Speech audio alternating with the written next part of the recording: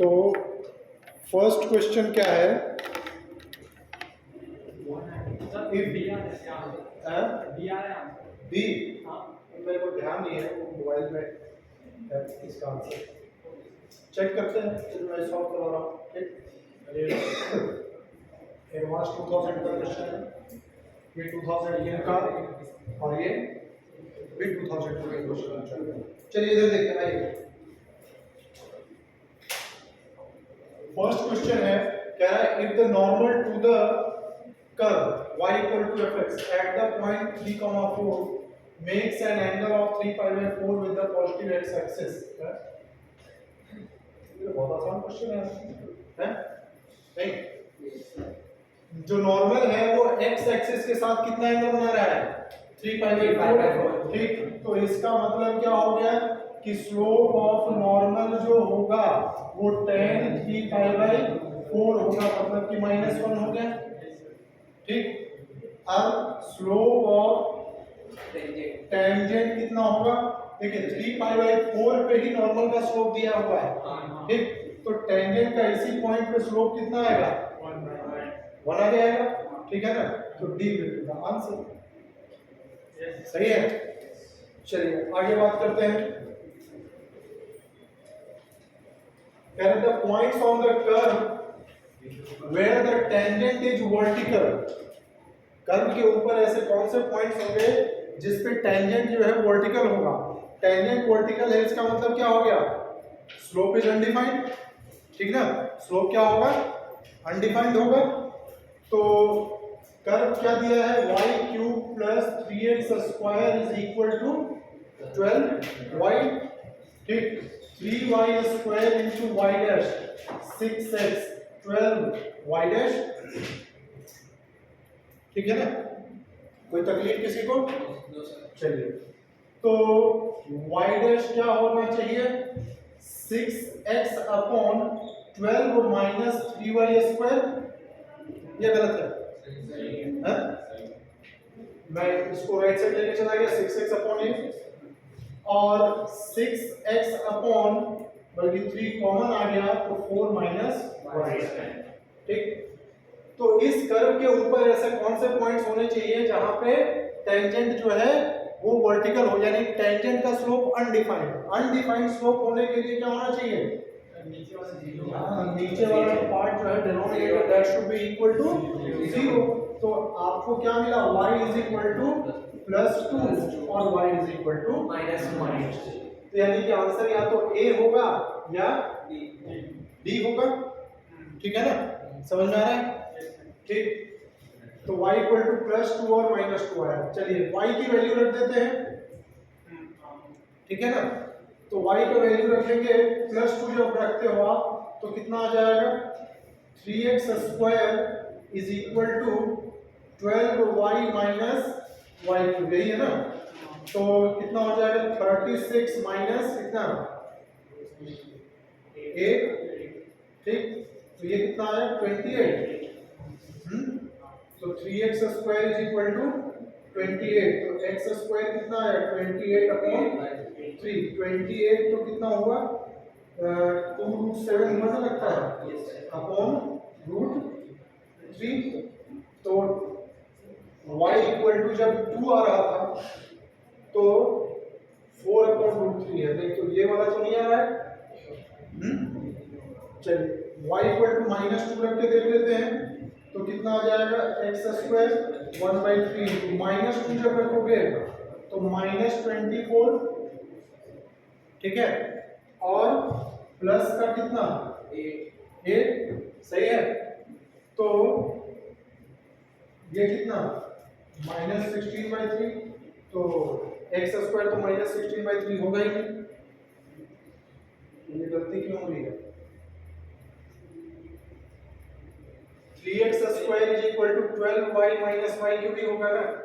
x is equal to 2 रखा, अरे 2 रखोगे तो 24 आएगा ना? हैं, पीछे से सब हम यहाँ मिलाते रहते हैं। तो 24 आएगा कि नहीं? हैं, 24 आएगा तो ये कितना? 16/3 तो plus minus 4 upon √3।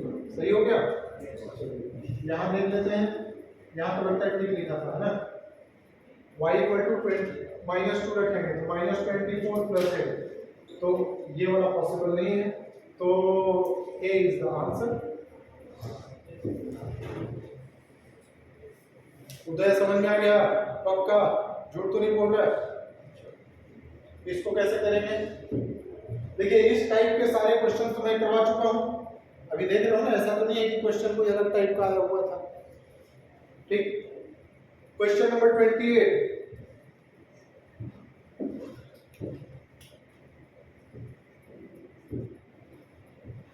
the equation of the common tangent to the curve y square equal to 8x and xy equal to -1 h।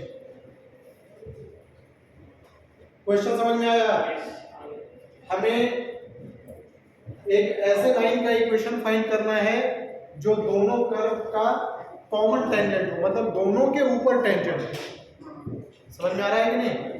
ठीक, तो दोनों के ऊपर टेंजेंट हो तो कैसे करेंगे? पहले तो वैल्यू सब्स्टिट्यूट कर देंगे x और y की वैल्यू सब्स्टिट्यूट कर देंगे। x और y देखो, पहले पॉइंट की काटने का स्लोप समझिए क्वेश्चन को फिर से समझिए अच्छी तरीके से। ये एंगल ऑफ इंटरसेक्शन का नहीं है, ऐसा तो नहीं। देखो कॉमन टेंजेंट कह रहा है, इधर एक हो गया सर्कल, एक ये हो गया पैराबोला, तो कॉमन टेंजेंट ऐसे भी हो सकता है, कोई जरूरी थोड़ी ना कि इंटरसेक्ट करेगा। आया समझ में? ठीक है, देखिए जो लाइन होगी उसका स्लोप जो है सेम होगा। ठीक, अच्छा थोड़ा सा अगर यहाँ कोऑर्डिनेट ज्योमेट्री मिक्स कर दिया जाए ना तो काम बहुत आसान तरीके से हो जाएगा।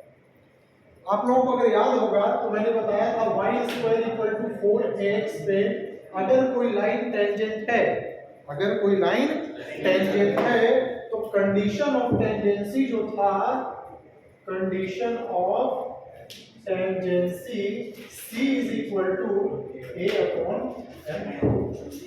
ठीक है, नहीं C² = a² × 1 + m² सर्कल के लिए था, समझे? अब इक्वेशन ऑफ टेंजेंट क्या लिखेंगे आप? y² = 8x है, ठीक ना, तो a का वैल्यू तो 2 हो गया ना, है? तो टेंजेंट की इक्वेशन y = mx + c लिखते हैं a/m, यानी कि क्या आ गया? टेंजेंट का equation mx = y = mx + 2/m। अब इस लाइन की खास बात क्या है कि ये इसके ऊपर भी टेंजेंट है, समझे? क्या है? इस लाइन के ऊपर भी टेंजेंट है। देखिए कंडीशन ऑफ टेंजेंसी याद है कैसे निकाले थे? दो इक्वेशन का सॉल्व करके, और जब क्वाड्रेटिक बना था तो उसका डिस्क्रिमिनेंट जो है रूट्स को इक्वल रख दिया था, d को 0 रख दिया था। ठीक है, तो यहाँ भी ये वाली लाइन और ये xy = -1, तो x * देखो mx + 2/m = -1, समझे? तो ये क्वाड्रेटिक इक्वेशन सॉल्व कर लेते हैं। x, ये देखिए m² ×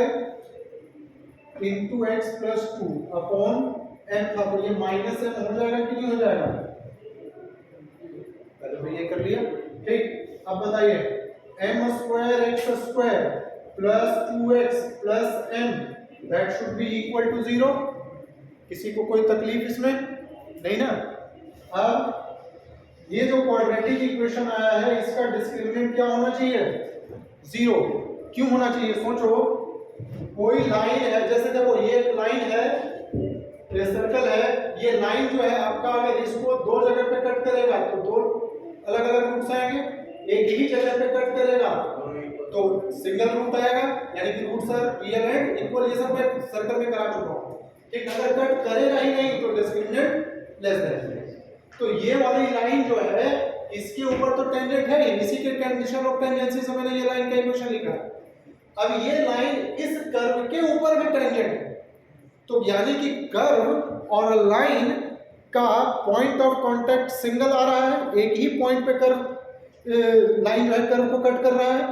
ठीक है ना, यानी कि x का सिर्फ और सिर्फ एक ही वैल्यू आएगा, यानी कि इस क्वाड्रेटिक इक्वेशन के रूट्स रियल एंड इक्वल आएंगे, यानी कि उसका डिस्क्रिमिनेंट इक्वल टू 0 होगा।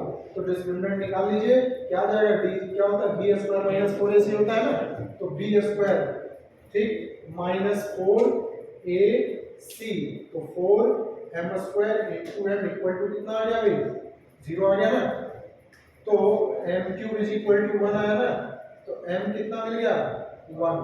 ठीक, अब नीचे देखिए अगर ध्यान से, तो सिर्फ यही एक ऐसी लाइन है जिसका स्लोप 1 है, सो ये आंसर आ गया। ठीक, तो वैसे भी यहाँ रखो ना, m इक्वल टू 1 रखेगा तो x प्लस 2 आ रहा है कि नहीं आ रहा है, ठीक, तो ये डी वाला ऑप्शन हमारा करेक्ट ऑप्शन है। ठीक, जल्दी से इसको फटाफट नोट कर लीजिए। तो शुभम देखिए क्वेश्चन नंबर 29 2019 जेईई में पूछा गया क्वेश्चन, कह रहा है theta denotes the acute angle between the curves y equal to 10 minus x square and y equal to 2 plus x square at a point of their intersection, then tan theta is equal to, ठीक है, तो tan theta का value बताना है, तो इसका मतलब कुल मिला के एंगल ऑफ इंटरसेक्शन ही निकालना है। ठीक, और उसका डिटरमिनेंट सॉरी मॉडुलस वाला वैल्यू निकालना है। तो सबसे पहला काम क्या करेंगे, क्या बताया था मैंने, डिफरेंशिएट तो तब करोगे ना यार जब पॉइंट ऑफ इंटरसेक्शन होगा। सबसे पहला काम क्या करना होगा, पॉइंट ऑफ इंटरसेक्शन निकालना होगा।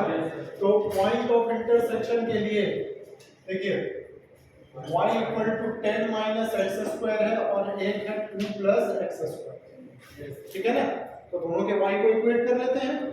ठीक, तो क्या आ जाएगा, 2x square is equal to 8, तो x square is equal to 4, तो x is equal to plus 2 और माइनस 2। ठीक, अब y कितना आएगा बताइए, 2 रखेंगे, आप दोनों से तो बराबर ही आ रहा है, ठीक है ना, तो 2,6 मिलेगा पॉइंट एंड माइनस 2,6 मिलेगा, ठीक है, यही बात हो रही है ना। चलिए अब पहले कर्व के लिए फॉर कर्व 1, ठीक है, चलिए dy अपॉन dx निकालेंगे तो क्या आएगा बताओ तो, dy अपॉन dx निकालेंगे तो माइनस 2x, यानी m1 इज इक्वल टू, अब यहाँ पे भी दो पॉइंट्स आ रहे हैं, तो पहले आप x इक्वल टू 2 पे देख लीजिए, तो m1 इक्वल टू क्या आएगा, माइनस 4 आएगा, बात सही है कि नहीं।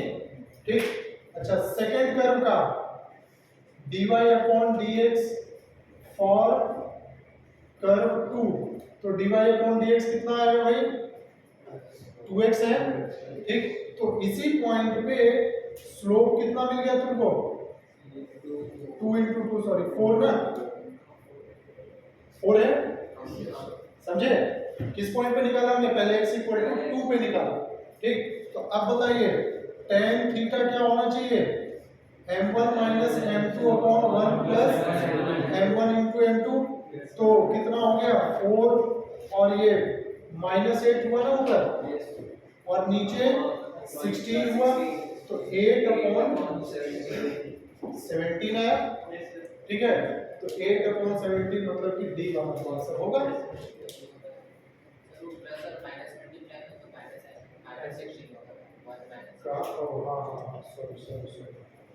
m1 माइनस m2 तो माइनस 4 माइनस, तो ये माइनस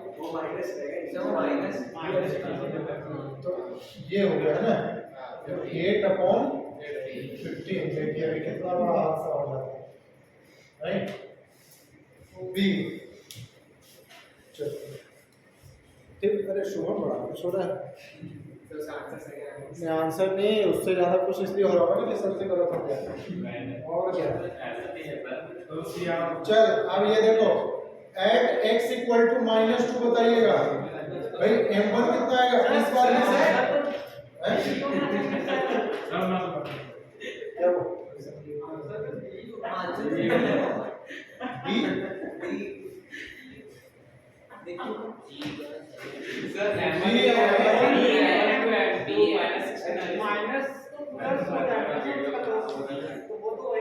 अरे यार m1 माइनस m2 अपॉन ये प्लस था ना, बाद में ये माइनस बना ना, फिर दूसरे का बोल रहे हैं सेकंड वाले हाँ उसका भी यही आएगा।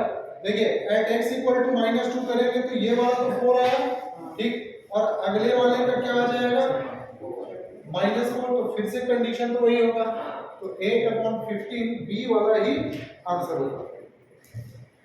ठीक है उदय,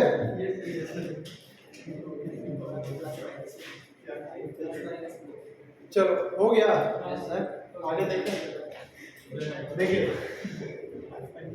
अब 30th वाला क्या कह रहा है, tangent to the curve this is parallel to the line to y equal to this, यानी कि जो टेंजेंट इसके ऊपर ड्रॉ करेंगे वो इस लाइन के पैरेलल है। ऐसे बहुत सारे क्वेश्चन हम ऑलरेडी कर चुके हैं, ठीक है। तो भैया बताओ dy अपॉन dx क्या होगा, 2x माइनस 5 होगा कि नहीं होगा, है।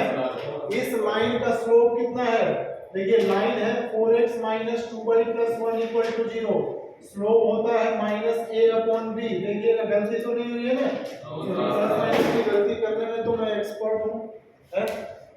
तो स्लोप कितना हो गया 2, तो x कितना आ गया भाई 7 अपॉन 2, ठीक हो गया, है ना। अब x जब मिला है तो y भी हमें ही निकालना पड़ेगा, तो x का स्क्वायर यानी 49/4 माइनस 35/2 प्लस कितना 5, तो 4 एलसीएम हुआ ना, 49 माइनस 70 प्लस 20 कितना हो गया 69, तो -1/4, तो पॉइंट क्या मिला जी, कहाँ चला गया है 7/2 और -1/4, ठीक है। समझ गए शुभम, करना क्या है, पता ये लगाना है कि जो टेंजेंट है इस कर्व के ऊपर जो इस लाइन के पैरेलल है वो किस पॉइंट के से, इनमें से किस पॉइंट से पास होकर गुजरेगी। तो एक काम कर लेते हैं, टेंजेंट का इक्वेशन निकाल लेते हैं और इनमें से, अरे कोई ऐसा ऑप्शन दिख रहा है क्या, यहाँ -1/4 होता तो ठीक हो जाता, लेकिन है। तो टेंजेंट का इक्वेशन निकाल के चारों ऑप्शन चेक कर लीजिए, जो सेटिस्फाई करेगा that will be the answer, ठीक। तो टेंजेंट का इक्वेशन क्या हो जाएगा हितेश, y प्लस 1/4 होगा, स्लोप में डायरेक्ट 2 लिख देता हूं, गुप्ता जी हल मत करो यार, ठीक है, ऐसे कर सकते हैं ना, ठीक। तो y plus 1/4 is equal to 2x minus 7 होगा, ठीक है। तो कितना आ गया भाई 4y plus 1 is equal to 8x minus 28, तो 8x minus 4y is equal to क्या 29। कौन सा ऑप्शन सेटिस्फाई कर रहा है बताओ तो, पहला वाला करेगा क्या, चेक किया है या ऐसे ही ना कर दिया, देखा था ना, इक्वेशन तो तेरा है नहीं था और देखा था कर रहा है, बिना इक्वेशन निकाले कैसे ऑप्शन चेक कर रहे हो, एक से एक कलाकार है। ऑनलाइन बेइज्जती हो रही है तुम्हारी, पता है।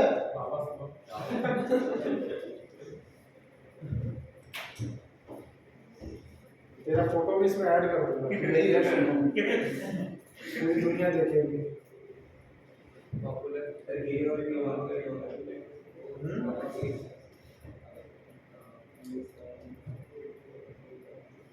चलिए चेक करते हैं, मुझे पता है आप लोग कितने महान हैं। फर्स्ट ऑप्शन क्या है भाई 1/4 और 7/2 डाल के देख लो, 8x तो 8 into 1/4 2 हुआ, माइनस 7/2 तो 7/2 है ना, तो पहला तो ऑप्शन आएगा नहीं, बी सी आ रहा है। 7/2 करेंगे तो 4 28 आया, ठीक है, और 1/4 करेंगे तो -1 आएगा, ये भी नहीं आएगा, ठीक है। -1/8 करोगे तो -1 प्लस माइ और ठीक, तो डी आ रहा है, ठीक ना। चलिए आगे देखते हैं। इसमें क्या कह रहा है कि जो दोनों कर्व्स हैं वो ऑर्थोगोनल है, 90 डिग्री पे है। तो टाइम हो गया क्या? 5 मिनट है। कोई बात नहीं, बस 2 मिनट का काम है, इसको निपटा देते हैं, ठीक है। तो कर्व्स जो है ऑर्थोगोनल है, 90 डिग्री पे है, तो बी का वैल्यू क्या होगा? ठीक, तो 90 डिग्री पे है तो दोनों का स्लोप क्या होना चाहिए? स्लोप का प्रोडक्ट जो है वो -1 होना चाहिए। तो चलिए स्लोप का प्रोडक्ट -1 कर लेते हैं। कहाँ गया? लेकिन उससे पहले तो आप पॉइंट ऑफ इंटरसेक्शन निकालना होगा ना। तो 9x² by² है, तो 6x कर ले इक्वल टू क्या? 16। सही है। अब तो 9x² minus 6bx minus 16 equal to 0, ठीक है। अब समस्या ये है कि पॉइंट ऑफ इंटरसेक्शन में b आएगा नहीं, b के टर्म्स में आएगा ना x, तो कैसे निकालोगे? b का वैल्यू फाइंड करना है ना। हाँ? Point of it, if the curves y² equal to 6x, 9x² plus by² is equal to 16, intersect each other at 90 degree, then b is equal to, तो यहाँ से बात नहीं बनेगी। अच्छा मान लेते हैं कि h, k पे दोनों कर्व्स इंटरसेक्ट करते हैं, ठीक है ना। तो 2y into y dash is equal to तो 6 होगा, तो y dash कितना हो गया भाई? 3/k, m1 is equal to कितना आया? 3/k। आगे देखते हैं 18x plus 2by into y dash that should be equal to 0 है। तो कितना आया यहाँ से y dash? Minus 18x upon 2by, तो माइनस 9x अपॉन by, तो m2 क्या लिखेंगे आप लोग? माइनस 9h अपॉन bk, ठीक है। सही है। इन दोनों का प्रोडक्ट जो है वो -1 होना चाहिए, तो करके देखते हैं। तो 3/k into -9h upon bk, that should be equal to -1। सही लग रहा है? तो कितना हो गया? माइनस से तो माइनस हटा दीजिए पहले। 27h is equal to bk², ठीक। लेकिन एक बात बताइए, h और k जो है इस कर्व के ऊपर है, पैराबोला के ऊपर है, पैराबोला है ना ऊपर वाला, तो k² जो है वो 6h के बराबर भी है या नहीं? ये h और k पॉइंट ऑफ इंटरसेक्शन आया, यानी कि पहले कर्व और दूसरे कर्व दोनों के इक्वेशन को सेटिस्फाई करेगा, ठीक है ना। तो k² इक्वल टू क्या आना चाहिए? 6h। मैं इस k² को, ये है b, इसको मैंने 6h लिख दिया, ठीक है। आपको क्या चाहिए? b की जरूरत है, h हटा दो, कोई काम नहीं है उसका। तो b इज इक्वल टू 27/6 यानी कि 9/2। तो 9/2 है क्या ऑप्शन? ए ऑप्शन है। चलिए, तो 9/2 first option is the correct option, ठीक है। तो आज के लिए इतना ही, बाकी बकवास हम लोग कल करेंगे, ठीक है। एक बार टेंजेंट एंड नॉर्मल और अभी तक एप्लीकेशन और डेरिवेटिव मैंने जितना पढ़ाया है 3 टॉपिक्स करवा चुका हूं मैं, एरर एंड अप्रोक्सीमेशन और क्या कराया है?